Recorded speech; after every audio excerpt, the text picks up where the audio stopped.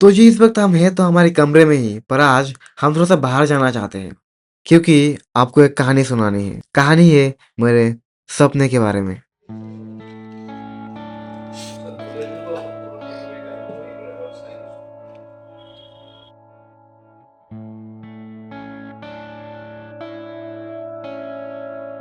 हाँ जी, तो ये है मेरा वो सपना जो अब हकीकत में बदल चुका है। This is the Sony ZV-10 Mark II।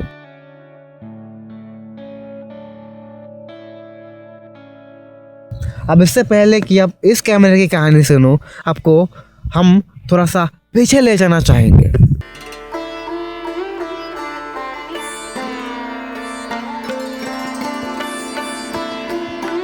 तो ये कहानी शुरू होता है 2023 से, जब मम्मी ने मेरा फ़िल्म मेकिंग के ऊपर पैशनेट होते हुए देख के कुछ पैसा दिया था और अपना भी कुछ सेविंग्स था और पापा से भी कुछ लेके मैंने मेरा पहला आईफ़ोन लिया था 11 वाला।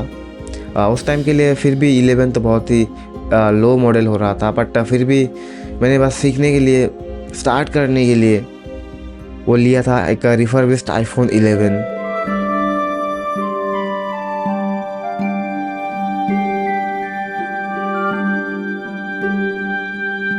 एंड उससे बहुत महीनों तक काम करते करते मुझे तब फिर ऐसा लगने लगा था कि अब शायद मुझे अपग्रेड कर लेना चाहिए। फिर मैंने बहुत जगह पे एक्सप्लोर किया। अब नया लेने का वो तो नहीं था, बजट तो नहीं था। मुझे तब एक आईफोन 13 लेना था, क्योंकि तब आईफोन 13 पे पहली बार सिनेमैटिक मोड आया था और वो भाई उसका क्वालिटी जो था वो गजब का था। भले ही आर्टिफिशियल था बट कमाल का था वो क्वालिटी। और तब उनका जो स्टेबलाइजेशन मोड, तब शायद 13 पे पहली बार एक्शन मोड भी इंट्रोड्यूस हुआ था, तो वो सब का क्वालिटी वगैरह देख के भाई मैं 13 लेने के लिए इतना पागल हो चुका था। नया लेने का बजट तो नहीं था, तो इसलिए मैंने रिफर्बिश्ड सेकेंड हैंड 13 बहुत जगह पे एक्सप्लोर किया है।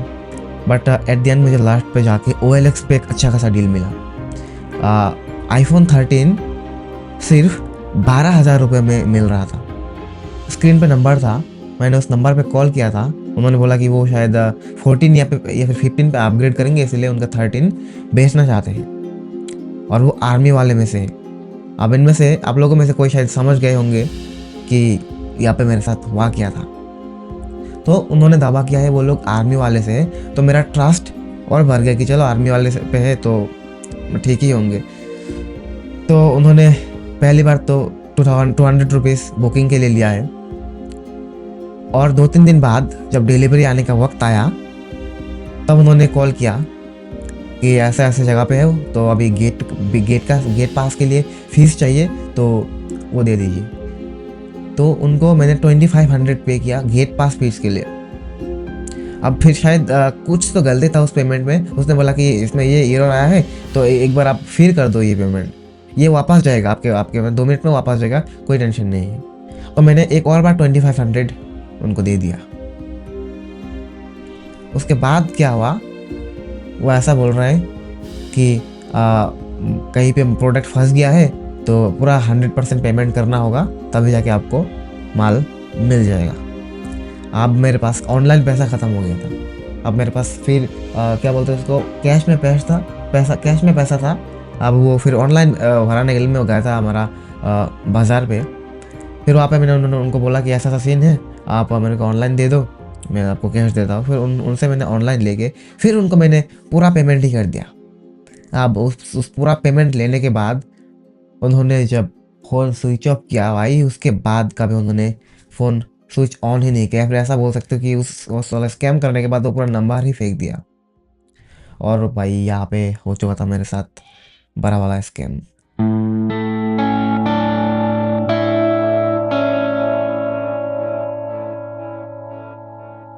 और उस 11 से मैंने काफ़ी सारे वीडियोस बनाए, काफ़ी सारे सिनेमैटिक्स शॉट्स लिए, काफ़ी सारा ज्ञान हासिल किया है मैंने उस 11 से ही। काफ़ी सारे फ़ोटोज़ खींचा है। उस 11 ही तब मेरे लिए काफ़ी था। पता नहीं यार इस कैमरा से कितना लगाव है इस दिल को। पर जैसे जैसे टाइम बीतता गया, उस 11 ने भी मेरा साथ छोड़ दिया। एक टाइम पे आके वो फ़ोन ख़राब होने लगा था, क्योंकि वो रिफर्बिश फ़ोन था। बार बार डिस्प्ले जाने लगा था, मैं कई बार डिस्प्ले भी चेंज कर चुका हूँ। और 11 का बैटरी हेल्थ कैसे ड्रेन होता है वो तो आप लोगों को पता ही होगा। तो फिर वैसे करते करते मेरा 11 ने भी मेरा साथ छोड़ दिया था। अब फिर घर वाले ने मेरे को एक नॉर्मल सा फ़ोन पकड़ा दिया था। पता नहीं उस टाइम पे मैं इतना टूट चुका था, मानो मेरा फिल्म मेकिंग का पूरा सपना ही टूट गया।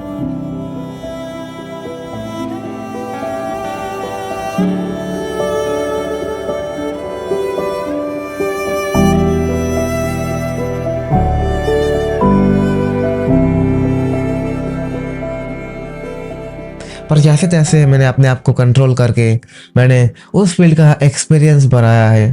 हालांकि मेरे पास कैमरा या फिर एक अच्छा कैमरा फ़ोन नहीं था, फिर भी मैंने इतना ट्यूटोरियल्स वगैरह देखा है, इतना फिल्म मेकिंग के रिलेटेड चीज़ें सीखा है मैंने, इतना एडिटिंग ट्यूटोरियल्स देखा है मैंने।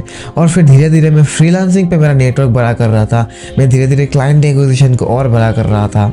और ऐसे करके मैं कुछ पैसा सेविंग्स वगैरह करने की कोशिश कर रहा था, बट हो नहीं पा रहा था क्योंकि उतना खास कुछ आ नहीं रहा था, क्योंकि साथ साथ में मेरा स्टडीज़ भी चल रहा था और घर से भी उतना पैसा वगैरह नहीं लेता था। तो खुद का खर्चा चलाने से ही मतलब वो सारा फिर चला जाता था।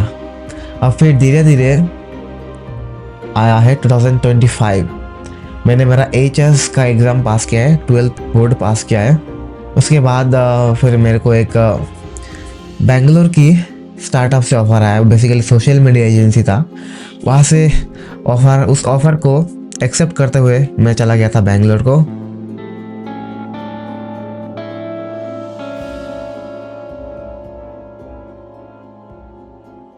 अरे वीडियो कैसे हो गया साला, लग रहा हूँ हैंडसम। और सोच रहा हूँ कि मैं ब्लॉगिंग शुरू कर दूँ शायद अभी।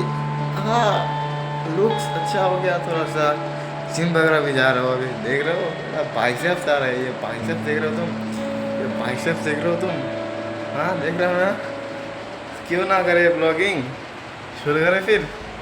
वहाँ पे फिर मैंने 1.5 महीने काम किया है और उस 1.5 महीने में बिल्कुल मैं नहीं रहा था, मैं बिल्कुल बदल चुका था। मार्केट में मेरा क्या वैल्यू है, इस एडिटिंग का, इस फिल्म मेकिंग का क्या वैल्यू है मार्केट में, क्या मायने रखता है। तो उन सारा चीज़ों को एक्सपीरियंस करके फिर मैंने एजेंसी अपना शिफ्ट किया। अब वो एजेंसी मैंने स्विच क्यों किया, क्योंकि वो भाई एक स्टार्टअप था और मेरे एक्सपीरियंस के हिसाब से वो मुझे पे ऑफ नहीं कर पा रहा था। So guys, finally after working 1.5 months in media, I'm living Bangalore. And currently I'm at International Airport, Bangalore. But फिर उसके बाद मैंने एजेंसी स्विच किया। वहाँ पर मुझे 10% इक्विटी के साथ एक फिक्स्ड अमाउंट का सैलरी भी मिल रहा था। Yes.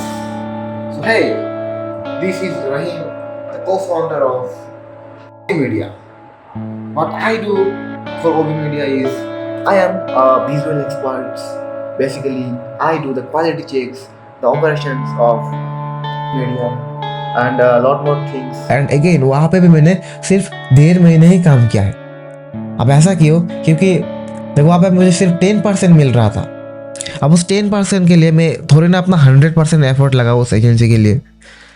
जैसे जैसे मैं अपने कंटेंट को लेकर थोड़ा सा बिजी होने लगा था, तो वहाँ का जो को फाउंडर था उनका मुंह काला होने लगा था। देखो भाई, ये लगभग 7.5 मिनट का डॉक्यूमेंट्री है और अभी कितना बज रहा है, 6:30 बज रहा है। तो इसको मैं कैसे कंप्लीट करूँगा भाई रात तक। और ऊपर से आपका भी वीडियो जाना है मंडे पे, तो उसके लिए भी तो 2 दिन चाहिए होगा, संडे और मंडे। चलो मैं संडे का तो ब्रेक नहीं लूँगा, वो तो ले लिया, हो गया।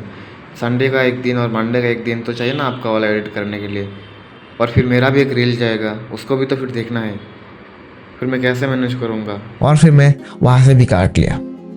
फिर घर वापस आके मैंने अपना फिर इंडिविजुअल फ्रीलांसिंग ही शुरू कर दिया था। मैंने एग्जिस्टिंग क्लाइंट्स वगैरह को हटा के नया क्लाइंट एक्विजिशन किया है, क्योंकि जब मैं चार्ज भरा रहा था वो अपने आप चले गए एग्जिस्टिंग क्लाइंट। तो अब मैं उतना सस्ते प्राइस में तो करता नहीं होता, मतलब बहुत ही कम प्राइस में करता था। जब मैंने एजेंसी वगैरह पे देखा है कि वो लोग दबा के चार्ज करते हैं भाई, फिर मैंने वो सब देख के अपना चार्जेस बढ़ा दिया और नए नए क्लाइंट एक्विजिशन किया है। अब नेशनल के अलावा भी मैंने इंटरनेशनल क्लाइंट्स को भी रीच आउट करने की कोशिश की है और मिले भी थे। एंड पता नहीं भाई, मेरा फिल्म मेकिंग के लिए इतना वो था, अपने आप को मैं वो नहीं कर पाया कि अब चल भाई, अब ले भाई एक कैमरा ले, एटलीस्ट एक अच्छा एक कैमरा फ़ोन ही ले।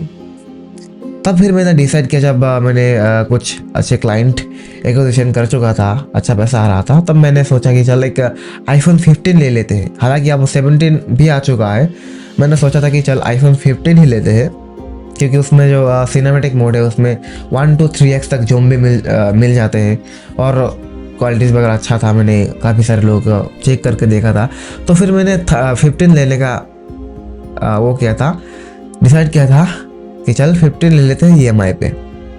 फिर जब मैंने पापा को बोला कि 15 अगर हम EMI पे लेने जाएंगे तो 70 to 75,000 पड़ जाएगा, मैं वो मंथली वाइज EMI करके मंथली वाइज देते रहूँगा। फिर पापा ने मुझे बोला कि अगर तेरे को कैमरा ही चाहिए तो why don't we take a real camera, अब हम एक रियल कैमरा ही ले लेते हैं ना। फिर पापा को मैंने समझाया कि अब अगर कैमरा लेने जाओ तो वो थोड़ा महंगा पड़ जाएगा, और वो मैं EMI पे ले भी नहीं पाऊँगा, तो इसीलिए मैं सोच रहा हूँ कि आईफोन ले लो। बट उन्होंने जो बोला भाई वो गजब का था। उन्होंने बोला चल EMI तो मेरे को दे देना, अब तो मेरे से कैश ले जा, कितना चाहिए 80,000 90,000 1 लाख जितना चाहिए ले ले, कैमरा ले, और तो मेरे को मंथली पे करते रहना, और बस दिस इज हियर। खैर अब थोड़ा इसका अनबॉक्सिंग भी देख लो, ये ऑलरेडी अनबॉक्स्ड है, फिर भी हम आपको दिखाना चाहेंगे एक और बार अनबॉक्स करके। बोल तो दिया कि इसका अनबॉक्सिंग भी देख लो, पर इसका अनबॉक्सिंग वीडियो मैं किससे बनाऊँ, इस कैमरे से तो शूट हो रहा है। खैर बस ख़त्म हो गया वीडियो। अगर आपको ये वीडियो थोड़ा सा भी इंस्पायरिंग लगी, हमारी कहानी थोड़ा सा भी इंस्पायरिंग लगी, तो इसको लाइक बेशक करिएगा, और अगर नए हो तो सब्सक्राइब भी कर लीजिएगा। बाकी इसका एडिट भी निपटाना है अभी, और बाकी नई कहानी ऐसे ही आते रहेंगे, उसके लिए जुड़े रहिएगा हमारे साथ। Bye bye.